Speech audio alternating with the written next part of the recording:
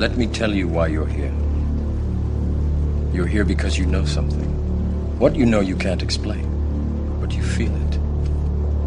You felt it your entire life, that there's something wrong with the world. You don't know what it is, but it's there, like a splinter in your mind, driving you mad.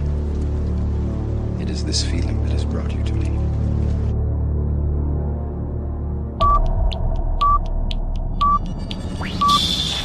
Ten, 9, 8, 7, 6, 5, 4, 3, 2, 1, 0.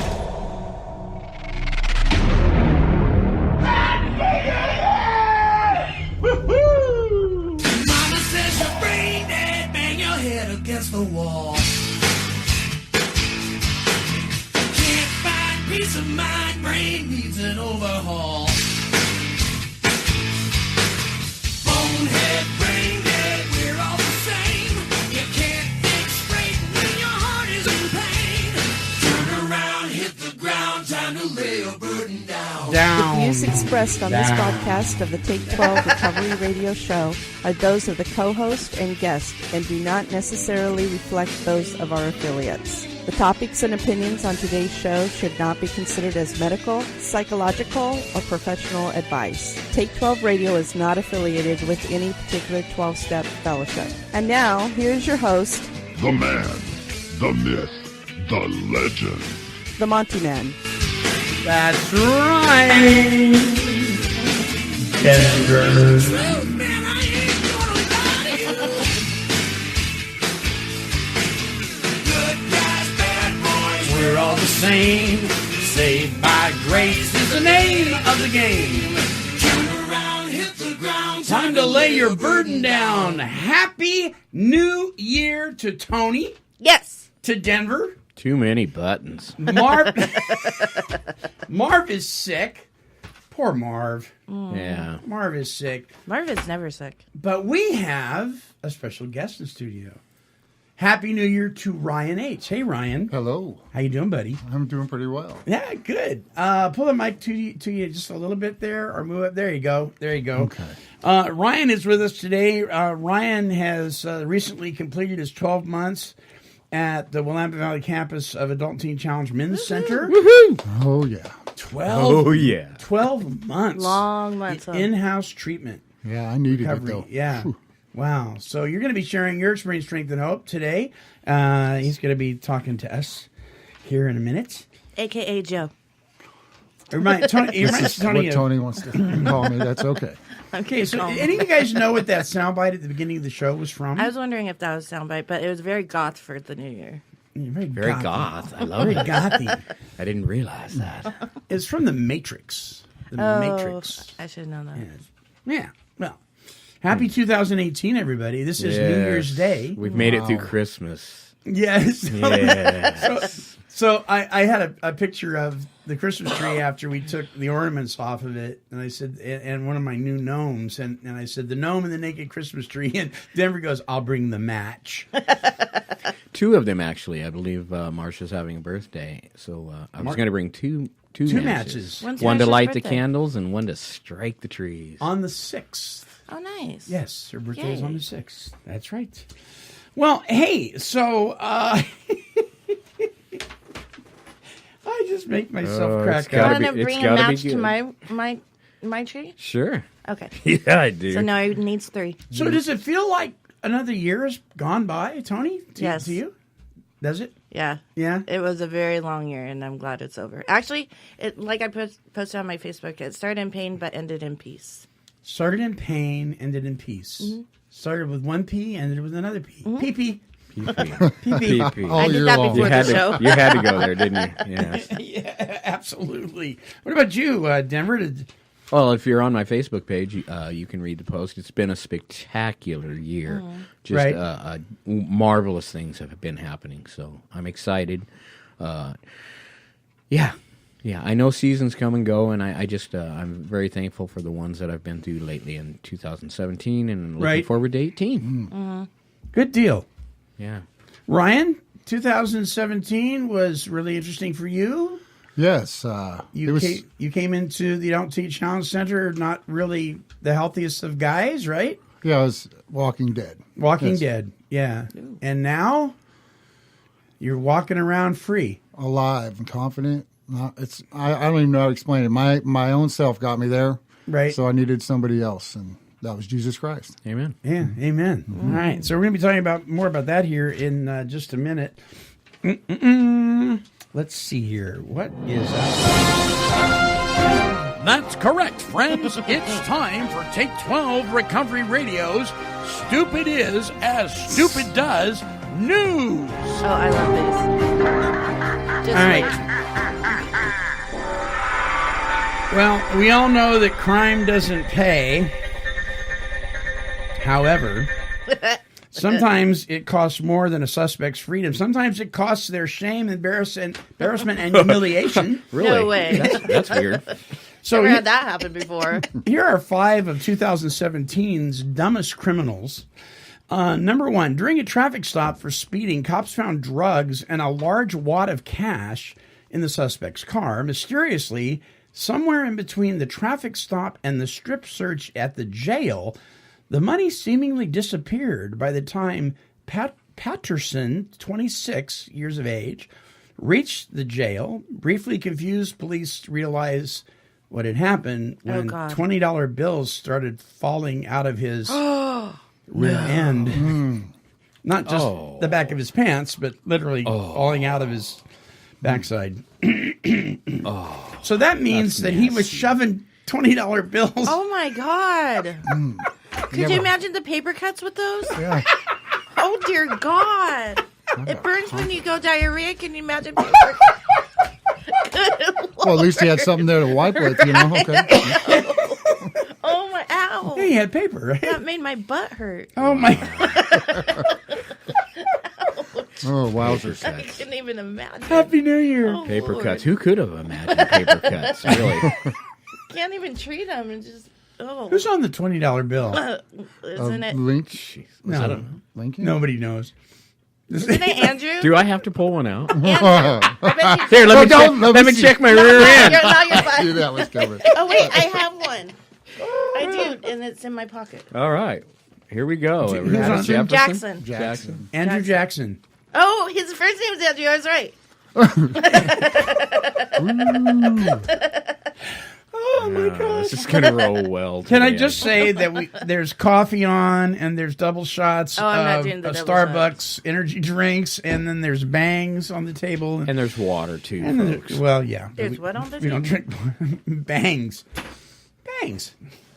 Energy drink. Oh, Bang. I Bang. was looking for like fake bangs. That's what I was thinking. Oh my God. I love the Joe. 80s? This is going to be an interesting show. Big bangs. I love Joe. The Big Bang Theory, yeah. All right, here's number 2. A 46-year-old man, Jason P. I take their last names out because it's bad enough as it is. These poor folks. Who had stolen a black stallion. You know what a stallion is, a horse, right? And went riding down Westheimer Boulevard in Houston, Texas. He tried to hide from police On a horse. On the black side. by posing perfectly still next to a statue of General Sam Oh, my Houston, God. also on a stallion in Herman Park. Wow. That's original. yes. So okay. Hey, just picture this: the guy stole this stallion. I don't know. He must have been high or something, right? And he's galloping down the road, and the police are after him. So he takes the horse, He pulls up. right next to the statue. And now the thing that's funny about that is, I think, if I remember right, because I lived in Houston for a while, this statue is actually elevated on top of an arch, so it's not even at ground level. How did he get the horse up there? Well, that's the statue, but he pulls up next to it and tries to hold perfectly still, pretending to be a statue. Welcome to meth. I don't think the horse was obeying. Not at the museum. Jeez. Chemtrails. Gee whiz. All right, here's Look, even Christy looks disturbed about that one. she does. She's Checking not Ryan happy. out. Number 3, police say that 18-year-old Linda and 27-year-old Larry, Linda and Larry, This can't go well. ran out of gas after robbing a property in Longmont, Colorado. How did they get caught? Well, though they had plenty of cash before the robbery, they forgot to fill up on gas at the robbery. What did they rob? A gas station. Oh, God. They never made it out of the parking lot before the car went that they were driving with spitter sputter and ran out of petrol. The gas station. They went to a gas station. They had money already to put gas in the car. The car was on empty. They robbed the gas station, and then they couldn't get out of the parking lot because they didn't have any gas. Well, didn't Steve Miller do a song about that? Did he? Yeah. Come on, Joe. Give me a hand on that one. Billy Joe and Bobby Sue. Oh, yeah. Billy Joe and Bobby Sue. Take the money and run. Took the money and run. They pulled into the gas station, robbed it, and put out. That's pretty dumb. It's impulsivity, huh? It is impulsivity. Here's number 4. We only have 5. Yeah, so let's get along with this. Authorities say a man who was in Colorado again. Oh, God. Well, you know, Colorado is the original legalized Yeah, they marijuana are. state, right? I like no them. wonder. I like them. It's no They are the wonder. Mile Heights The Stadium. air is thin up there. Yeah.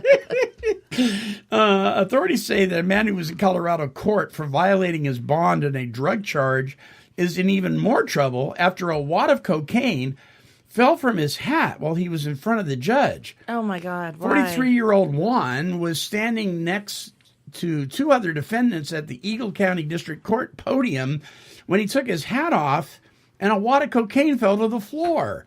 Juan was then walked to the county jail and now faces new charges of narcotic possession and another bond violation. Juan told authorities he was simply showing respect to the judge by taking his hat off. Wow. Can you imagine? Oh, I'll take my hat. Tip my hat to the judge, and a big old wad of cocaine falls out. At least it fell out of his hat. Yeah, at least That is true. yeah.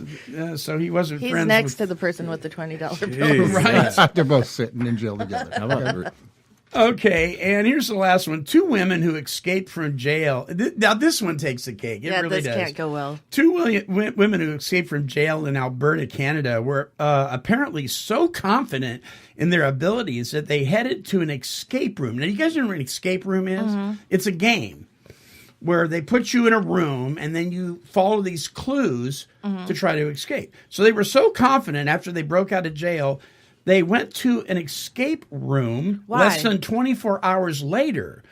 Another escape proved impossible. However, when police officers surprised them within minutes, the scene unfolded Tuesday at SideQuest Adventures in Edmonton, which challenges visitors to escape locked rooms using a series of clues. Co-owner Rebecca Law says 2 women entered the business around 8:30 p.m. and asked some questions about the game and wanted to go into the escape room. Oh, my God. While I was holding the conversation with them, we turned and only to find a hallway full of police officers. The 2 women were arrested immediately, and that was the end of that conversation. Why would you escape from jail and then go want to play in an escape room? That's just weird. Welcome to meth. Was that Colorado too? Bass Aqua. No, that was in Canada. Okay. Eh? They got thin air too. I Well, guess. yeah. I have no words. Now we're doing it. Okay. I don't understand. I just don't understand. Happy New Year. Well, Oh, dear me. Well, okay. Hi, everybody. Hello. Right there. Uh-oh. It's time for Monty Man's Weekly Wine. Lord. I love the baby. I know you do. I do You love love the baby. You need one of those. No, I whiny don't. Little babies. Oh, this is where we give. I am laser time fixed. I do not need a little baby. I have an animal kingdom at home. I'm All good right. with that. Getting real for 2018, everybody. By the way, my newest collection to the Gnome family is Monty and Marcia Gnome. Yeah, where did you get that? Isn't that great? That is cute. Debbie and Byron Ropp got that for us. Aw. You guys can't see it because we're on the radio. You're missing it. But there's actually a little thing there that, what do you call that? It absorbs the light and then Solar power. Solar powered. The little lantern turns on at night. What's that called? It's called a light. It's a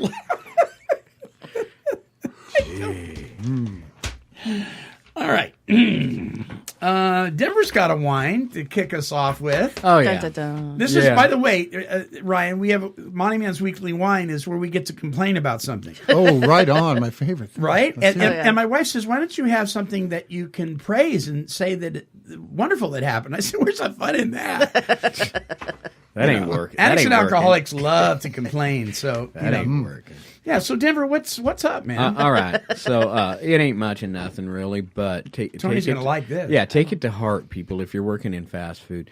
I pulled up to McDonald's. I'm going to go ahead and say it, man. We already know which one it is. Yeah. We won't. Ryan, by the way, Tony is the queen of the Golden Arches. I'm going on She's my eighth won. year there. She's won awards. She's been recognized, regionally and everything else, and has been working at McDonald's way too long. And we are so comes happy that yours is open on this Oh, I side know, of me town. too. I'm happy they didn't go ahead and with your wine first. Wow. So, anyways, it's not just McDonald's. I pull up to drive-ups No, it is. occasionally on the roll, and I get my order to go. Boom! I don't check the bag because I'm already running late. Obviously, if I'm eating food on the run. Yeah. So I get there, and about halfway into the burger, I noticed it's sopping ketchup, ready to drip everywhere. So I immediately reach over in the bag, trying to maintain my focus, and there is no napkins. And I'm wearing a white shirt. Immediately, I'm thinking, all right, this isn't well at all. So this has happened numerous lately. You pull up to a drive-up, and like I said, you're obviously on a mission. You're eating food on the run, and there's no napkin to clean up yourself a little bit. And if you're going for a job interview or something, you don't want ketchup on your shirt. So if you're working drive-up, people, could you please make sure you put some napkins in there for us?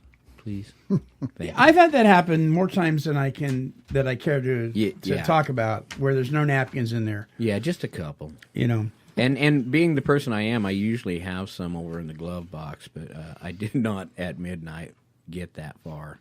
Yeah. Yeah. Well, and what's up with going to restaurants and they give you one little skinny napkin? Yeah, And you always I get in trouble for that because I get more. thank you. Their thing is one napkin per item, and I'm like, no, I'm messy.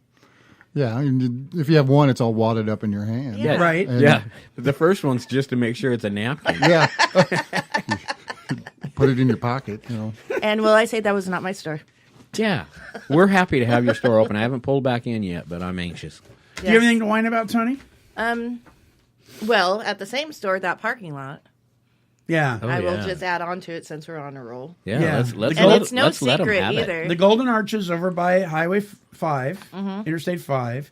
If you don't park there, there's a hotel across the street. Park over there. Oh, and the walks of shame I've seen in the 2 months I worked over there. Oh, good Lord. That was one. The Walk of Shame? Oh, you At know the hotel, those, don't you? The walk No, of wait. shame. What is that? So tell me about the walk of shame. I don't know what the walk. Oh. I want to hear. I want to hear. No. This is your story. I know the walk of shame, though. The walk of shame is when, okay, I did a couple of them in my drinking career. I won't lie, but when you go to a hotel after a night of partying or It whatever. seemed like a good idea at the time. It seemed like a great idea. Then you go Coyote Ugly, Uh-huh. and then you're like, crap. Then Yeah, you you're- just you're slowly alone. just walk down the sunglasses.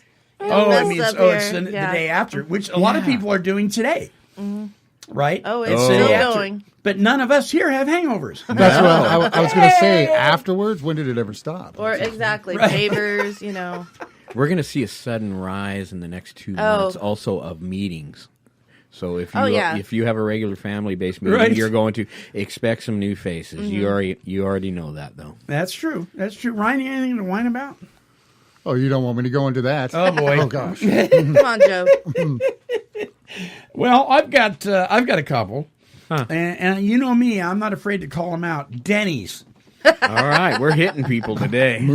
Denny's in Albany. So Marcia and I go to have breakfast at Denny's, and we're seated, and we wait, and we wait, and we wait. And finally, a waitress comes by. Now, we've been there probably a good 10 minutes. And this family sits next to us in the booth. And this waitress comes by and she says, I'll be with you shortly. I'm going to wait on them first. And I said, excuse me, we've been here for 10 minutes and they just got here. And she said, I said I'm going to wait on them first. My Oh, I goodness. would have gone off. So I said, well, then we're leaving. And so we got up and we started to leave. And she says, oh, and by the way, have a very Merry Christmas. Yeah, real snotty way. Yeah, so that's Denny's in Albany over there off of I-5 across from Home Depot. Girl, Just you better in- be glad that was not me getting up and leaving Just because in we would have case. had some words. So burn it down, right? Burn That's it down. Burn it down. You have good wings, but burn it down. So that's what happened over there. And here's one. I think I'm going to go by and mention that at Denny's today. You Just go, hey, should. I was listening to this Then good radio reason. station, and here's their card. You should listen to the show. You should listen to the show. And find out who this waitress is. Well, and I told the person at the cash register what happened, and she just looked shocked. She was like, oh, I'm sorry. So it was probably just No, that was a fake shock. yeah. Well, I was just another waitress, I think. But anyway, so we went to go see Star Wars: The Last Jedi. Oh, good Lord. Okay, now we bought 4 tickets. How many Last Jedis are there? A There's lot. tons. 4 tickets. That means we bought 4 seats. That means I can choose whatever 4 seats I want to, and if I want to put a coat in each seat and not watch the movie, those are still my seats. I paid for them. You guys agree? Oh, yeah. Okay. So the place was pretty crowded. Colin, my son, and his fiance are sitting next to me on my left. My wife is sitting to my right. They get up to go use the restroom and get some popcorn. Right? The movie hasn't started yet. This other couple, there's 2 seats on the left of them, come and sit down. But as they were sitting down, I just politely said to them, I just wanted to let you know my son and my fiance are sitting here. And they go, that's against the law. Theater law. I said, excuse me? He goes, it's the rule. You cannot save seats. It's And I said, excuse me, they're already here in the theater. I said, I purchased these seats. I will save whatever seat I choose. I paid for them. I was pretty blunt. He says, no, it's against the law. I'm like, what? Now, the guy, he was about my age, so he wasn't senile. Am I senile? Stop it, right? Take a look around. And he says, it is policy that you cannot save seats against the law. I'm like, what law? I never heard of such a thing. So I'm telling you, if you purchase tickets and you sit down and you claim your seats, those are your seats. Yeah. You own them. You're renting those seats for that during that movie. So whoever that guy was, Burn him down. What was No. what was the outcome? Yeah, what was the outcome? nothing. My son came and fiance came back and sat down. Your son's a big boy. And he looks at me and he goes, "Thanks for saving our seats, Dad." Oh, son, the trouble I went through. Oh, God. You need to start taking me with you because I will be like, your Italian voice. The finger's going right now, people.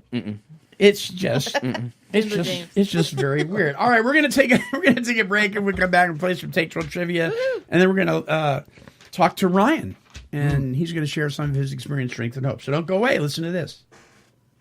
Turn around, hit the ground, time to lay a burden down. Christ-centered faith-based solutions for youth, adults, and families struggling with life-controlling problems such as addiction.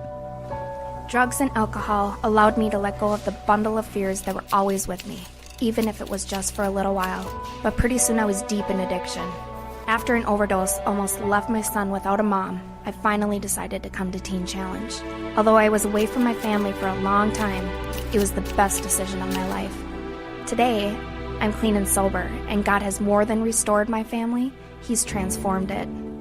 For more information and to locate a Teen Challenge center near you, visit teenchallengeusa.com. Hey, this is Tommy Holmes, and this is the recovery talk and positive music of Take12Radio.com. And now, And now, it's the quiz of the week. that's right. That's right, everybody. It's time for Take 12 Radio's Quiz of the Week. Take 12 Trivia. Brought to you by that award-winning recovery magazine, the 12-Step Gazette. Visit their website at 12stepgazette.com. Now take it away, the Monty Man.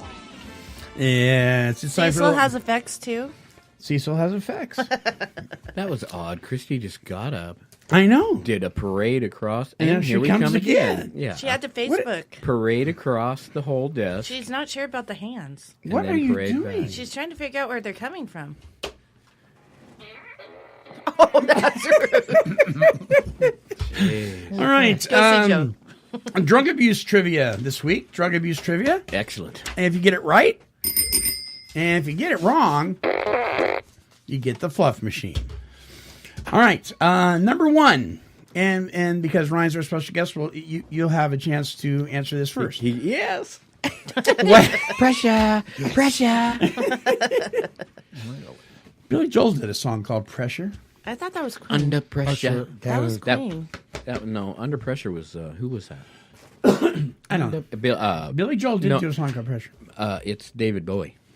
No. Under It's pressure. Queen. It's Queen. Thank Because you. she's the queen of the archers. The queen would know. Billy I Joel love did Joe. I said Billy Joe Joel is did a welcome song. back any day. You're gonna need to look that up. It's David It's Bowie. Queen. Billy Joel did a song called Pressure. I am telling you, I have the album. I'm pretty sure he did. There's too. you now. Yes. Yeah. All right. I'm Okay, just here gonna you go. agree. Here you go. Here you go. All right. What kind of drug is alcohol? Now, there's multiple choice. All right. So here you go. Ooh.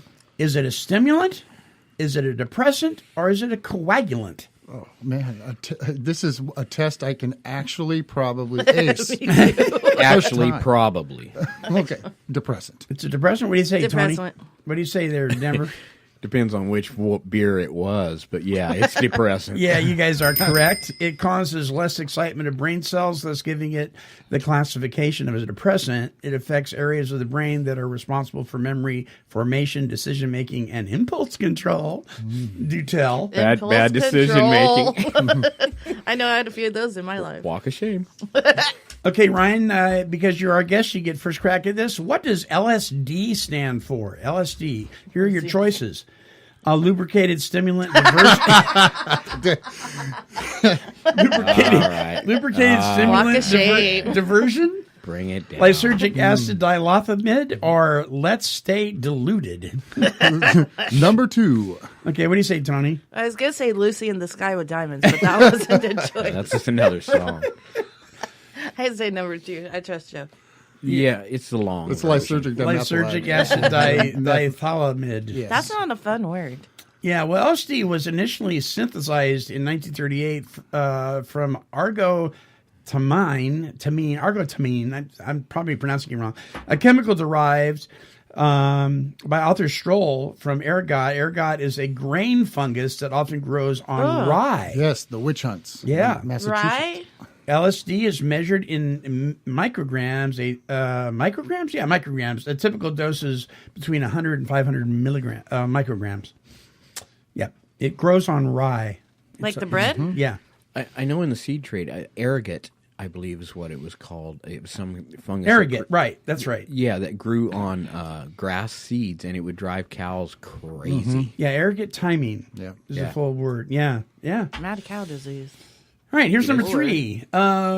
When we drink alcohol, what specifically are we usually drinking, Ryan? Are we drinking ethyl, methyl, or fentanyl? I think I've drank ethyl before, but I put that in my car. So. Oh, my. I'm not even touching that one. Is it ethyl alcohol, methyl alcohol, or fentanyl alcohol? Well, fentanyl is an opioid, so it wouldn't be that, right? It's the methyl. You say methyl alcohol? No, it's ethyl. It's ethyl alcohol? That's what you say. What do you say, Tony? Ethyl alcohol, methyl alcohol. Come on, Tony. We're They drinkers. all sound like cousins. I don't know. Number 1. Ethyl alcohol? Okay, what do you say, Denver? Premium for me. I'll go with ethyl. Yeah, you guys are correct. It is ethyl alcohol, also known as ethanol.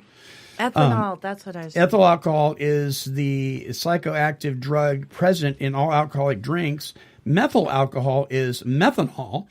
It is used as a fuel and as an antifreeze, amongst other things. It's highly toxic with the potential to cause blindness and death. Here's a side note. Here's a side note for all of you who are in treatment centers where there is hand sanitizer. Don't give him the idea. Don't. Okay. Don't. I thought NyQuil was a good idea. But here's something, and I did not realize it. I thought that methanol was what was in hand sanitizer that causes blindness. It's not. It's actually the drinkable stuff. Yes. It is ethanol. Ethanol is in hand sanitizers. 62 to 65% of ethyl alcohol are ethanol, making hand sanitizer 120 proof. Oh, my God. 120 proof, yeah. Your basic... I didn't need to hear that. Your basic bottle of vodka is about 80 proof. Yeah. So, but because of the way it's manufactured, it can also cause serious illness. Very, very, very think? bad. Yeah. Yep. It's good to clean mirrors with, though. It's good to clean what? Hand sanitizer? Mm-hmm. Really? Excellent to clean What, it mirrors. keeps the fog off of them? Mm-hmm. Oh, I did not know that. You don't need a lot of it, though. Trust Okay. me.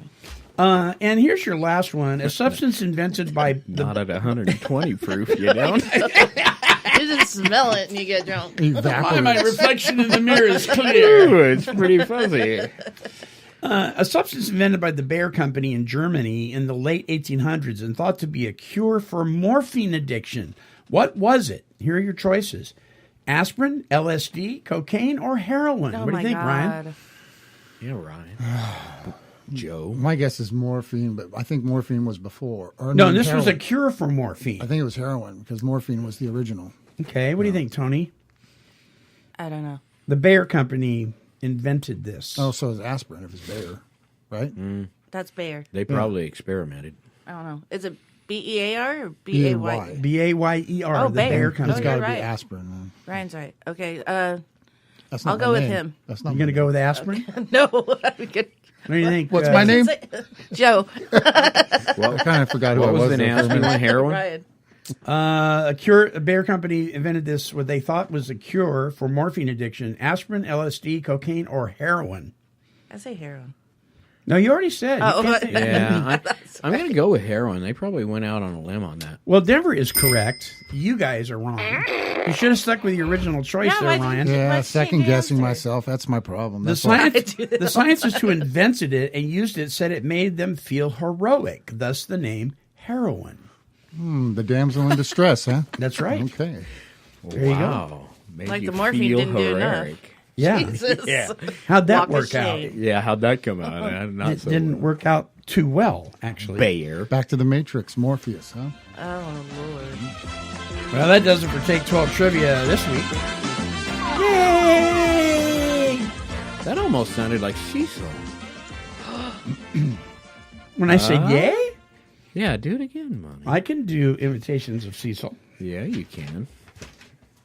Chemtrails. No one really Oh, knows who Cecil is. silence in the studio. I like tried it. guessing. I tried guessing once. It didn't work. She did. Yeah. I just want to give a huge shout out to some very, very important people to Take 12 Radio. First of all, I want to mention Podomatic, who is one of our main sponsors, one of our platinum sponsors here. Podomatic is the folks, they are the largest host of podcasters in the world, and they sponsor our show, Take 12 Recovery Radio. You can visit their website at podomatic.com. Also, Patrick LeBeau. Patrick LeBeau. Patrick has been sponsoring us for some time now, and Roger McDermott has been sponsoring us for some time now. They are all platinum sponsors. And our gold sponsors, Donald Roberts, Descending Dove Ministries, Kurt and Debbie Palmer, Marco Ronzi, Keith Jones from the UK, Dennis, I'm going to see if I can get this right, Jasinski, I believe is how you pronounce his last name, and Todd, who's that? Who's that? Todd. Who's that? Todd. Who's that? Todd. Thank you, so folks. sweet. Thank you, folks. Thank you so much Yeah, for thank contributing to Take 12 Radio. Yes. It means a lot. All right, so in studio with us this week is Ryan H.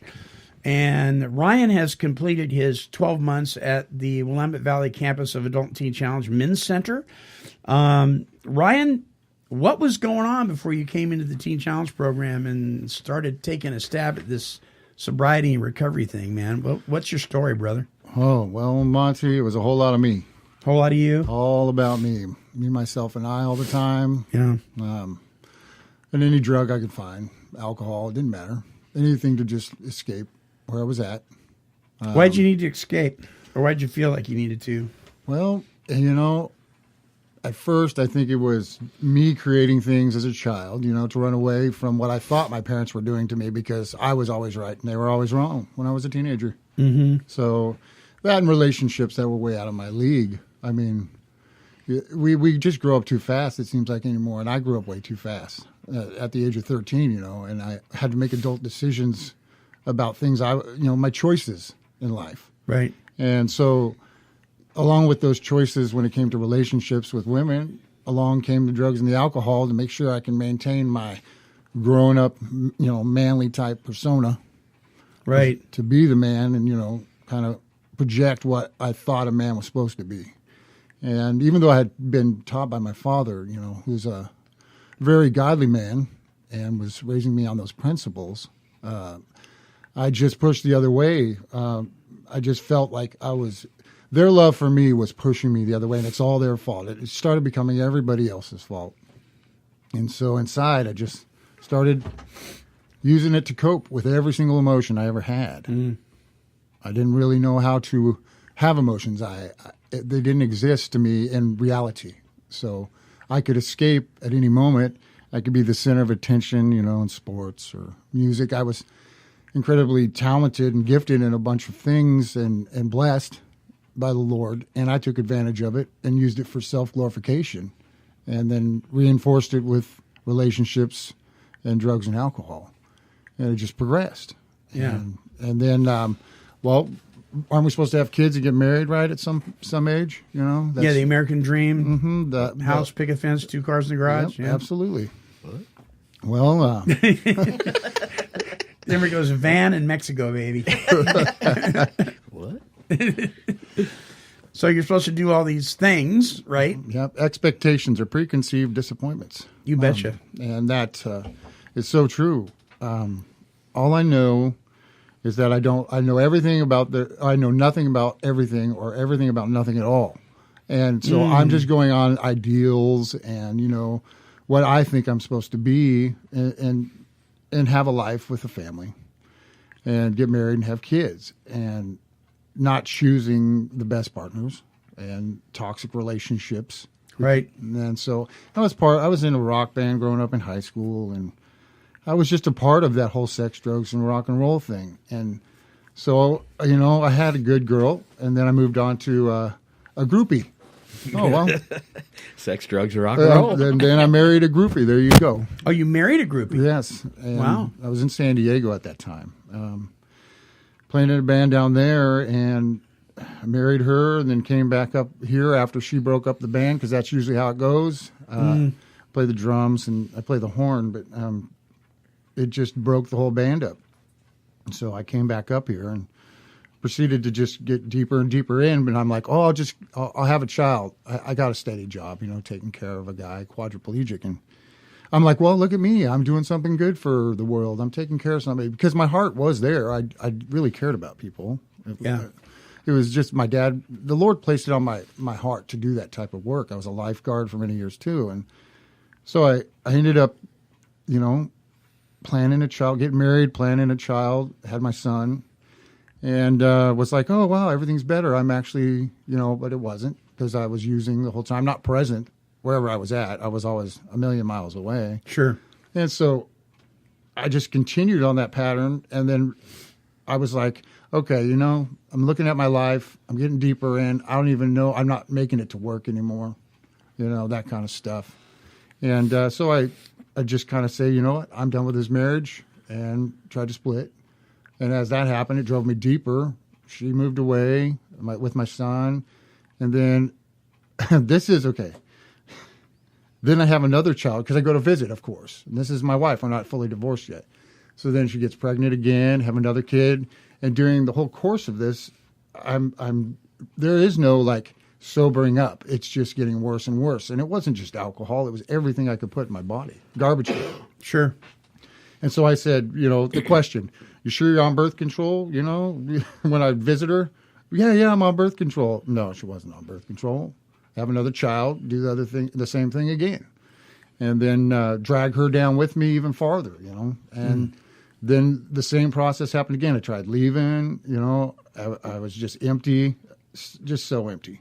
And then she got pregnant again. And so I'm like, okay, in the Bible in Corinthians it talks about not getting divorced, make it work. So I tried to get, her into counseling with me, do the whole 9 yards with the church. And when you marry a non-believer and you try and convert them when you're not strong enough because you think you're the hero and you can rescue them, and it just doesn't work. Which speaks to your own codependent issues. Yes. Right. I didn't get my worth from inside. It always came from other esteem from other people because of the talents or gifts that I had. And that was just such a false sense of reality. And it drove me just into a deep pit of delusion. I was so delusional. And then at the age of 32, one morning I got up, was eating apple fritter. I was drinking a half gallon of whiskey a day plus a fritter. With the a fritter. fritter and a half gallon. Hey, that's breakfast and donuts right there. That's right. I love it. Yeah, for an alcoholic, yeah, you bet. I put mine in my coffee. That was a great morning. Oh gosh, man. yes. Okay, so we're laughing now, but this it's funny No, now. we're laughing with you, not at you. It's funny now, but Yeah. it wasn't funny then. Yes. Yeah. Okay, so that's what happened is I ate that apple fritter, and then here I go. My pancreas explodes in my body, but I don't know what it is, and I end up in the hospital. And of course, my mother-in-law is the only person I could get a hold of to drive me to the hospital. The one person, I didn't want to talk to, and I was so violently ill. I think I was coaching at the time, swim coaching, and I looked great on the outside, but on the inside, I was rotten to the core until my body just shut down. My pancreas blew up, and I ended up in a coma. I died for about 4 or 5 minutes on the table. They couldn't get a trach in me, and I was dead. And I was in ICU once they got the trach in. My kidneys had stopped functioning for about 2.5 weeks. And I could tell you guys things that probably would sound crazy, but the Lord took me and showed me things when I was in this coma. It blew my mind. And so I started to come out of this coma, and they induced a coma again on purpose because the alcohol was killing me again as my kidneys started. So they had to put you out for you to heal up. Yes. Yeah. And so here I am again. I'm in this coma, and 28 days later, I guess I thought it was a weekend. Hear my mom's voice. She says, "Ryan, how long do you think you were out?" I was like, "Oh, just 3 days." And I can't talk because I have this trach in my throat. And she's like, "No, you were out for 28 days." I said, I didn't know what to do. I just started welling up. I just weeping. I didn't know what to think. And but the fact that my family was there by my side praying the whole time, and even the doctor stated because of their faith and standing there in prayer circles around me, there is such a great thing when the presence of God is in the room. And I'm so blessed to even be alive. And this is how horrible of a person I was and so into myself is that a year later, after I'm all on morphine again, because the doctors are now jacking me up on opiates. Sure. They say if you drink, you're going to die of anaphylactic shock. I have diabetes, I have to take insulin. I'm in denial about that. And so I proceed to just continue on taking morphine. And then I started to drink about a year later. The divorce was finalized. Woo, everything's going to be better now, right? No, just then self-pity, which Oswald Chambers says is satanic because self-loathing, self-pity is definitely... That's a lie of the enemy, right? Yes. Yeah, you bet. Convince you of whatever he wants you, prince of the air. Right. Father of lies, excuse me. But, yeah, let me catch my breath here. Yeah, so when God says that you are worth every good thing that he has to offer, and the enemy of your soul says, no, you're not, you're scum, and then you tell yourself you're scum, you're taking the side of the devil. You really are. Right. I mean, I know you're not intentionally doing that, but I mean, that's what we're doing is we're siding with him and saying, yeah, you're right. But that's a lie, right? Yes, it is. Yeah. But it's so convincing. It's so It is. An ever so slight twist on what reality is. Did you think that you were supposed to feel that way in order to show that you were sorry and humble and all that stuff? I'm just worthless because that's the way I should feel, because I should feel remorse. Yeah, well, that's it's not true humility. No. It is just false. And he can convince us of that. You know, it's just the enemy is so the inside of me, the in of me, and had been controlling me for so long. Yeah. So I ended up, proceeding to lose my children one by one, my kids to my parents, and giving up everything I cherished and cared about. And I ended up moving. I lost everything when I was living in Salem. I moved over to Sisters, Oregon, with my parents. And who wants to live with their parents when they're, 30, 34, 35 years old? And sure. Well, I'll tell you, I love my parents. They're the greatest people. And I thought they were the ones who caused all this, when the only person who caused all this was me in the first place. Mm. And me trusting in the falseness of what Satan has to bring us, kill, steal, and destroy our lives. Through the, mercy, God's mercy is the only reason that I'm even here alive. He brought me back for a reason from this coma. I was spit out lukewarm back into the world. It was like he said, you're not done here. And I still chose to, go against him. And so I ended up, hospitals all the time, eventually using all until the age of 40, I was in the hospital 12 times a year, on the death table, on the deathbed. And so last year I just showed up. Somehow I met somebody at work. It was a woman, because I have codependency issues, Mm-hmm. I thought that relationship would be the one, and it was God's hand pulling me over here and leading me to the Teen Challenge thrift store because I needed clothes. I didn't. Was it the one in Albany? Yeah, the one in Albany, Oregon. Here, yes. And I filled up that application, and then my mom calls me that day on the phone. It's like, have you thought about going to Teen Challenge? I was like, I just picked up the application because I've had it. My life is a mess. And I'm saying this, but then that night I go out and get a Dewey. And I'm driving, suspended, Right. No insurance. And so we know, now I just know the Lord had something planned in that, because then I was able to detox when I got locked up. And then I was able to, all the warrants be taken care of. And then my dad picked me up. I was broken. I was so broken that I was seeking something. Yeah. And I did. My dad picked me up out of jail after they transported me back to Deschutes County, and then dropped me off at Teen Challenge. And I was so dead. My body, I was, 220 pounds, and I weighed 270 pounds. And it wasn't. When you showed up at the Shed Center? Yep. You were 220 pounds? Yeah. Wow. And it was the best decision God made for me in my entire life, because my decisions and my understanding gets me exactly where it gets me, which is nowhere. Right. Yeah. So now to the hope I have is that I've learned to have confidence in Jesus Christ, because I have my identity in Jesus Christ. Yeah. It's not me. It's all him. So every day I wake up, I journal, and I pray for more of him, less of me. More of him, less of me. Because my pride and my ego will control me until I end up right at the same place every time.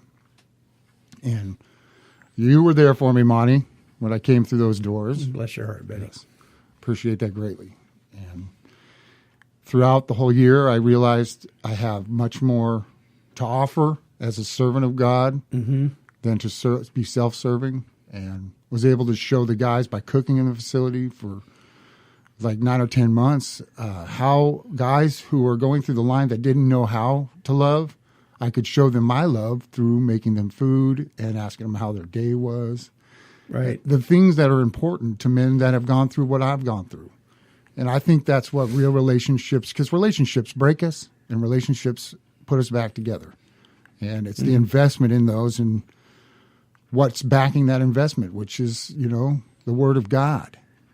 It's so binding, and there is nothing above it that can lead us in the right direction. And I feel like I'm running on and babbling. No, not at all. Very important to give everything and lay it at the cross. Every day I wake up and pick up the cross and carry it throughout the day, because it can't be all about me, because if it's all about me, I'm going to be right back in the gutter again doing the same thing I've always done. Yeah. So you now are, you made a decision. I remember you sitting down in my office and talking to me at one point several months ago about thinking about being an intern. Well, I was approached so many times, and I didn't see the quality in me that the other men on the staff were seeing. I still was having that false humility that wasn't real. And they'd approached me, and I said, I'll pray about it. And I, went to counsel about it. I talked to you, Monty, and a few of the other guys that were working with. I talked to every single guy in there that was a staff member or somebody who was a counselor, because I needed all the input I could get, because I had no clue what I was doing. And so it was all you guys and me being still and listening to what you had to say to me. And then instead of just wanting to guess what you're going to say next or tell you, I had to just drop everything, and I had to start with nothing. I had to be totally broken and listen to what you guys had to say. And I was able to start playing music again, and I started gaining confidence in all these things and all these talents and gifts I had, but used it to glorify God instead of myself. Right. And so I'm going to continue on this as he leads me and guides me, and pray every day for that strength, because the only way I can get the strength is through him. And that's about as simple as it gets with me. If I keep it simple, I'm okay. I get complicated, and Ryan gets over analyzing and thinks he can figure out, how to save the world. Yeah. When we know who saved the world. So what was the deciding factor? Was there one initial thing, or was it several things where you made that decision? I'm going to go ahead and do this internship because it's another year, right? Well, you know what? To give back what was so freely given to me, and it's like doing a job. I always wanted to be part of something positive, and that was Christ-centered. And that internship was, God had just guided me right into it. I really didn't have to do anything but pray and then pray for confirmation through people, and he led me right there to stay there and give back to the guys. And it doesn't feel like work. It doesn't feel like anything. It feels like, well, not anything, but it feels like I'm giving back from what I had taken away for so long. Sure. From the people around me in the community, my family, that kind of stuff. So I'm enjoying it. I get to spend time with the guys, talk with them. It's not about me anymore. Is it difficult to make that transition from once being a student, kind of growing up in the center for a year with the guys, and then going into that position as intern? I liken an internship to kind of like when you're a teenager, when you're an older teenager, you're not old enough to be considered an adult, but you're too old to be considered a youngin'. You're kind of stuck in the middle. That can be challenging, right? Because now you've got, I don't want to say you don't have authority as a staff member, but you have more responsibility as an intern. That could be kind of challenging because you're kind of like in middle management, so to speak, for lack of a better term. Is that challenging for you? For me, that is actually the best thing I have noticed about this is that it's all about approach and the love that I show the guys. Yeah. If I show them the love that God shows me, and it comes through me to them, and then goes back, that's where I got my joy back. Oh, and wow. so it's not That's great. The transition was not It wasn't like I thought it would be. It's still time management. I'm horrible at that. I don't know too many of us that have that down very well. Tony, do you have time management down perfectly? Not at all. Denver, to you? He just laughs. I feel better now. Thank you. Well, you're doing an awesome job.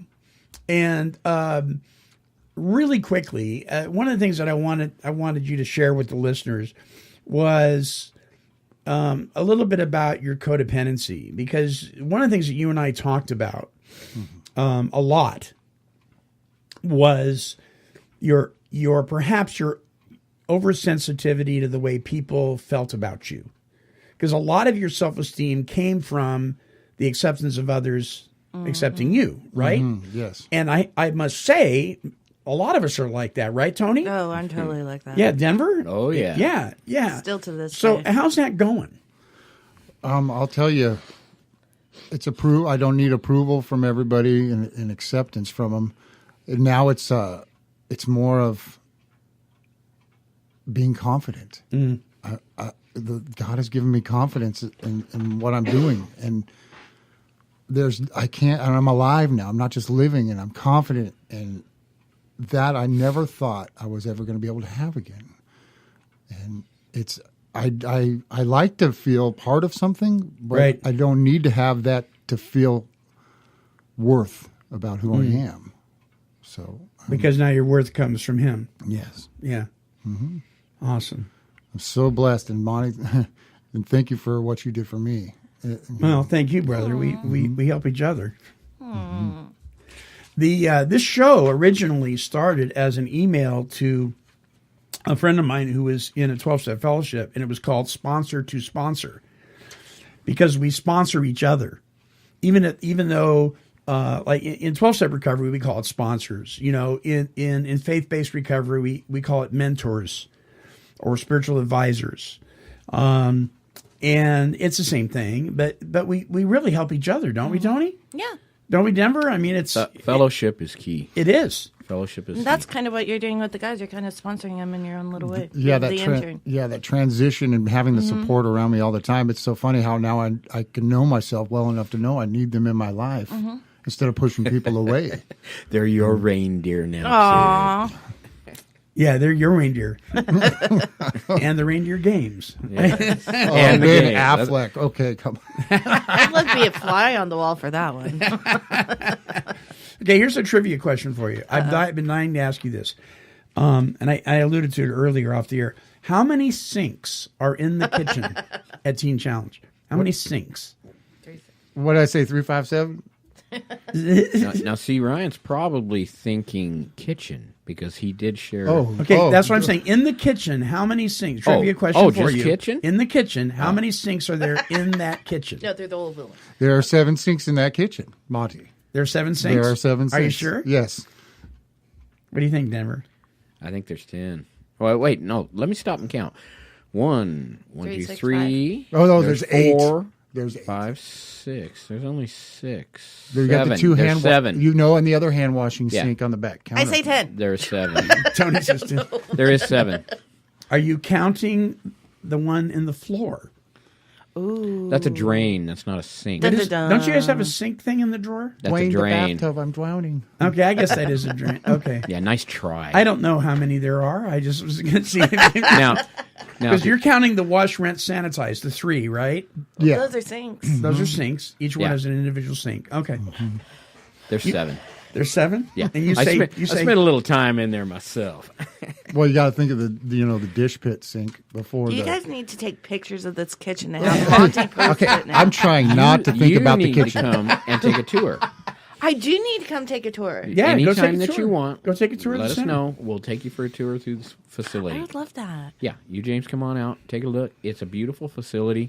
It is? The tile work is phenomenal. What are visiting we have hours? You need to call ahead and we'll set it up. I'll just go through you and we'll set it Yeah. up. All right. Yeah, Good. do that. Do Good. that. Ryan, thank you so much. Yes, thank you. This is my pressure. Your president. Yeah, it was. I had him all in the hot seat on the way here. Well, yeah. just Denver scared you, didn't he? thank you so much for. Never. You have What to are you say talking that. I paid him to say that. Where's my money? So I want to close the show today by mentioning something that happened to me the other day. This is the year 2018. This is New Year's Day. Now, some of you are going to be listening to this later on in the week, but we tape it on Monday, January 1st.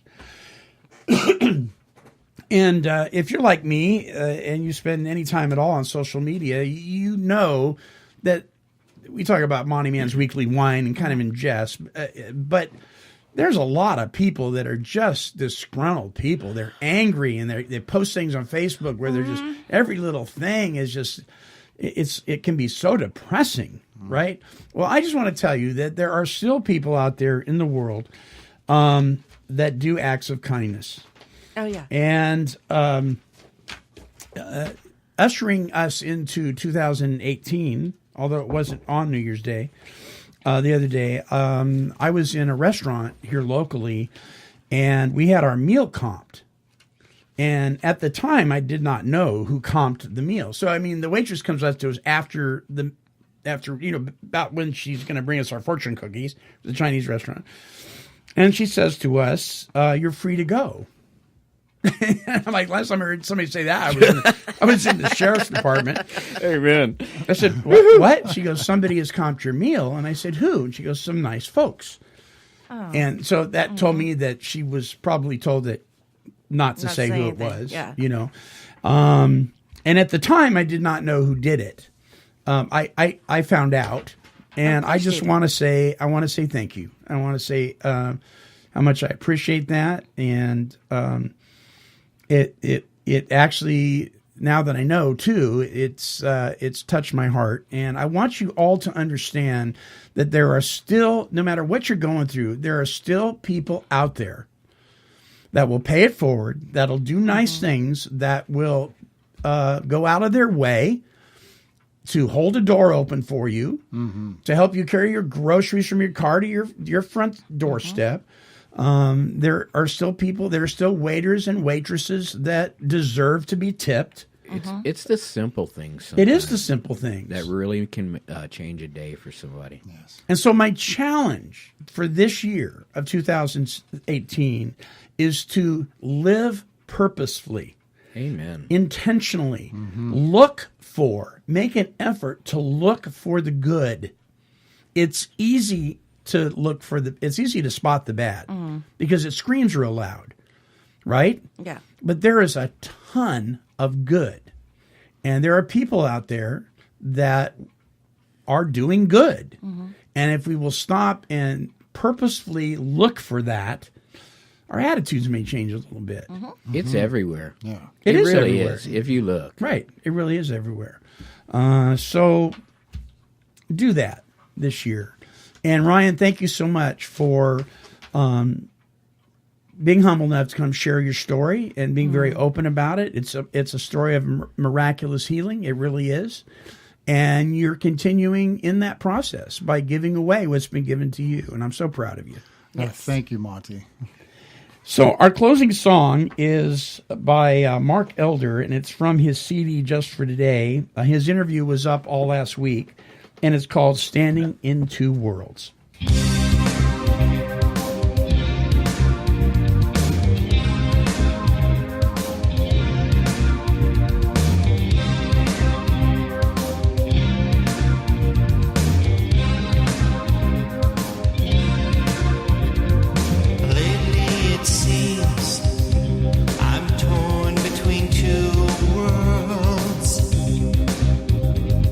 And I can feel both pulling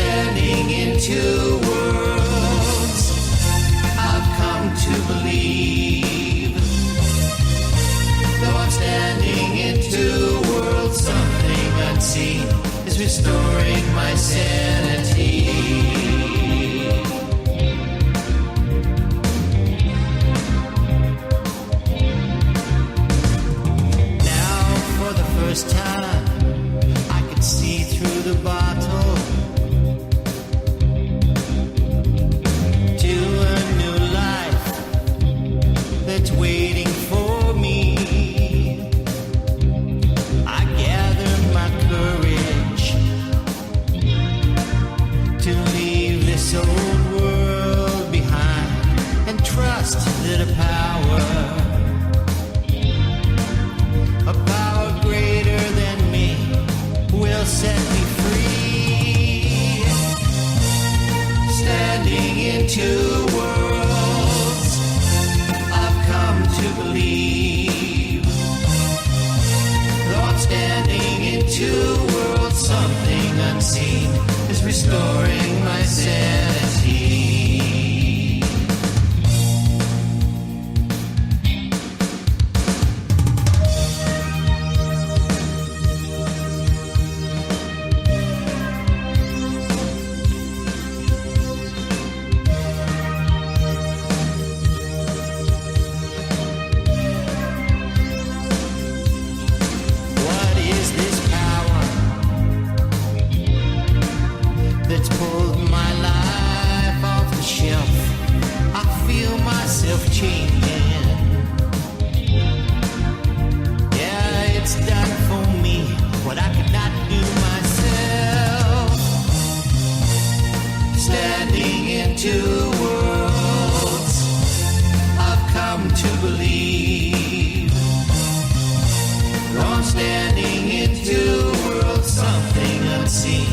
Restoring my sanity. Standing in two worlds, I've come to believe. Though I'm standing in two worlds, something unseen is restoring my sanity. Well, that wraps it up for another episode of the Take 12 Recovery Radio Show. Listen, you can listen to many other broadcasts that we produce here at KHLT Recovery Broadcasting by going to take12radio.com and clicking on Follow Me on Podomatic. Or you can go directly to our Podomatic page, which is take12recoveryradio.podomatic.com, and you can download our app there as well. Or you can be old school and listen to our shows on YouTube by going to youtube.com/Monty Meyer, MontyMeyer. Many thanks to our guest, Ryan H., completed the 12-month Teen Challenge program. We're so proud of him for that, and now is working as an intern at the Shed Men's Center. And, of course, the Take 12 Recovery Radio family and all of our sponsors. Until our next broadcast, this is the Monty Man along with the gang, and we are wishing God's perfect serenity for you. Bye-bye now.